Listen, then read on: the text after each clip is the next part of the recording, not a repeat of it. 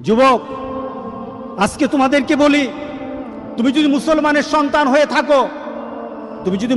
সন্তান হয়ে থাকো, তাহলে আজকে তোমাকে এই চিন্তা করতে হবে, এমন কাজ আমি করব না যেই কাজের জন্য আমাকে মৃত্যু পরবর্তী জীবনে আমাকে গুনাহ পেতেই থাকবো, এই কাজ আমি করব না। এটা মুসলমান, এটা হলো মুহাম্মদ সাল্লাল্লাহু আলাইহি সাল্লামের কলিজার টুকরা উম্মত, এটা হলো উম্মতের পরিচয়। আজকে আপনি আশ্চর্য হবেন, গোটা পৃথিবীতে এখন নেট ব্যতীত মানুষ থাকতে পারে না। আজকে যুবকগুলি এগুলি ছাড়া থাকতে পারে না। আজকে যুবকগুলি নিজেকে বিভিন্নভাবে সমাজের মধ্যে পরিচয় তুলে ধরছে, তারা মুসলমানের সন্তান, এই পরিচয় আজকে সমাজের মধ্যে হচ্ছে না।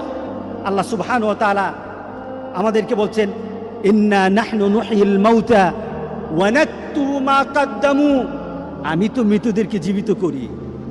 আল্লাহ বলেন, আমি মৃতদেরকে আবার জীবিত করব এবং তাদের কৃতিকর্মগুলি আমি সবগুলি লিপিবদ্ধ করে রাখি। ওয়া কুল্লা শাইইন আহসাইনাহু ফি ইমামিম মুবিন, আর প্রত্যেকটি জিনিস সংরক্ষিত আছে তোমার জীবনের, প্রত্যেকটি জিনিস সংরক্ষিত আছে।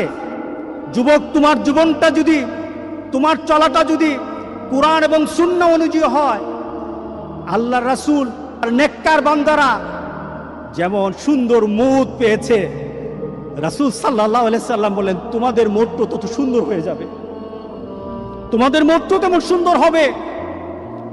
রাসূল সাল্লাল্লাহু আলাইহি সাল্লাম বলতেছেন, তুমি দুনিয়াতে যেভাবে চলবা মউতও তেমন হবে।